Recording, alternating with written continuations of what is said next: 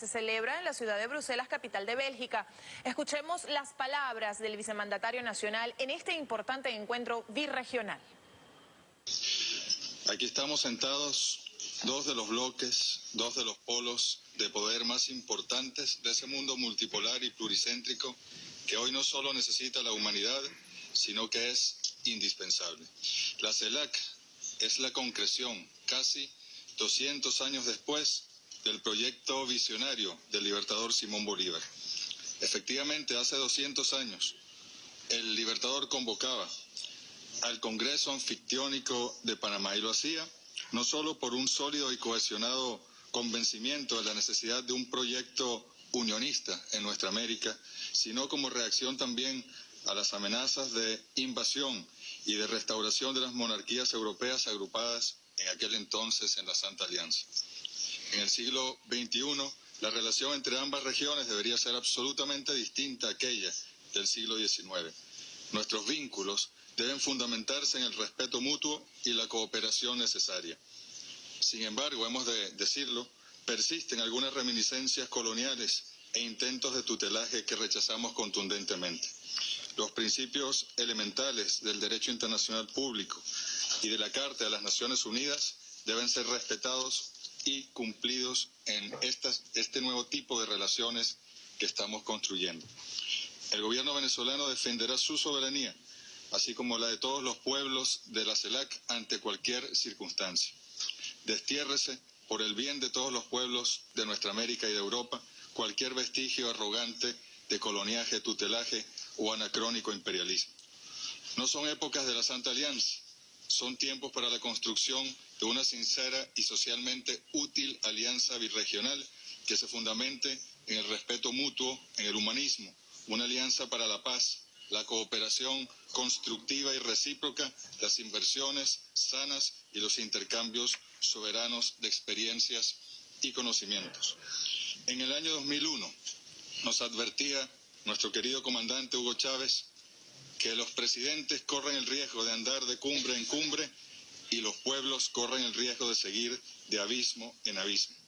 Las circunstancias nos exigen hoy ser creativos, audaces y hacer de estas cumbres instrumentos de impacto en la vida de nuestros ciudadanos, para poder construir, como nos decía también el libertador Simón Bolívar, aquellos sistemas de gobierno que le brinden a nuestros pueblos la mayor suma de estabilidad política, la mayor suma de seguridad social y la mayor suma de felicidad posible.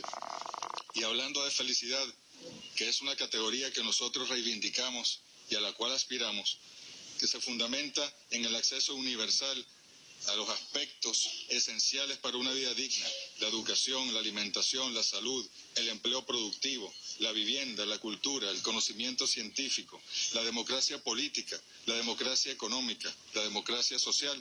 Expresamos la preocupación del presidente Nicolás Maduro por el paulatino e innegable desmontaje del estado del bienestar que se fue consolidando en Europa en el siglo pasado. A través del estado del bienestar se fueron forjando poderosos sistemas de protección social y garantía de los accesos fundamentales de los pueblos europeos.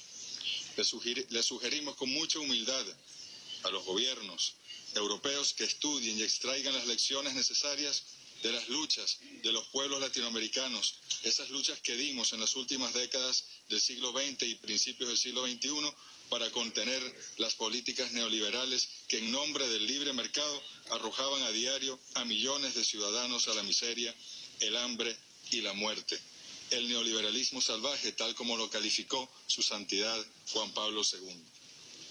A partir de las victorias populares, democráticas contra el neoliberalismo, han ido surgiendo en nuestra América diversos modelos incluyentes de justa distribución de la riqueza, de rescate de nuestra soberanía y recursos naturales, de constitución de estados fuertes capaces de proteger efectivamente a las poblaciones más vulnerables, con resultados y logros notables en esta lucha contra la pobreza y el hambre, la defensa integral de los derechos humanos y la generación de inclusión, reconocidos estos logros, por cierto, por varios organismos internacionales del sistema de las Naciones Unidas.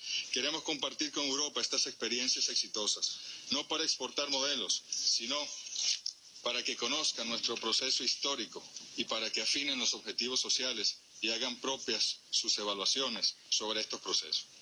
Como saben, tanto la CELAC, la UNASUR, el ALBA, el Movimiento de Países No Alineados, el G77 más China, los países del Caribe, todos al unísono condenaron la orden ejecutiva que firmó el presidente Barack Obama declarando de manera absurda a Venezuela como amenaza inusual y extraordinaria para la seguridad de su pueblo, de los Estados Unidos.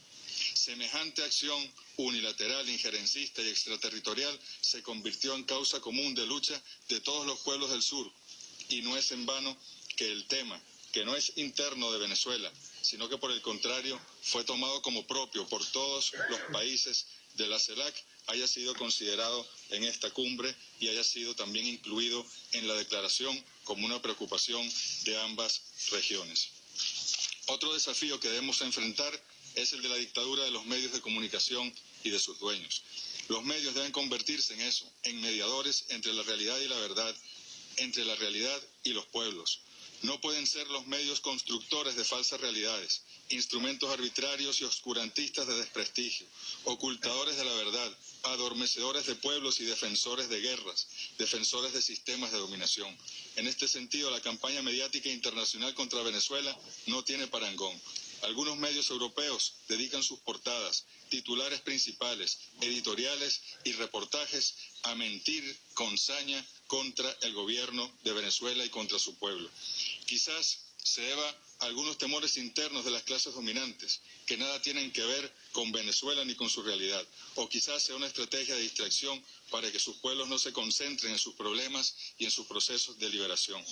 Rechazamos con respeto que las altas autoridades de las más importantes instancias de la Unión Europea, como el Consejo, la Comisión y el Parlamento Europeo, en forma reiterada desde febrero de 2014, se han hecho eco del desproporcionado ataque internacional en contra de Venezuela, asumiendo una actitud que convalida las matrices de opinión armadas y malintencionadas en relación al Estado venezolano y a la inmensa mayoría de nuestro pueblo. En todo caso, son campañas irrespetuosas que queremos denunciar en este foro.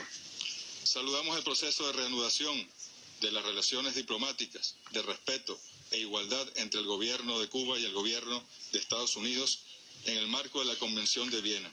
Es un paso importante, pero por supuesto aspiramos el levantamiento del bloqueo financiero integral por completo hacia Cuba, hacia ese digno pueblo que ha soportado décadas de bloqueo.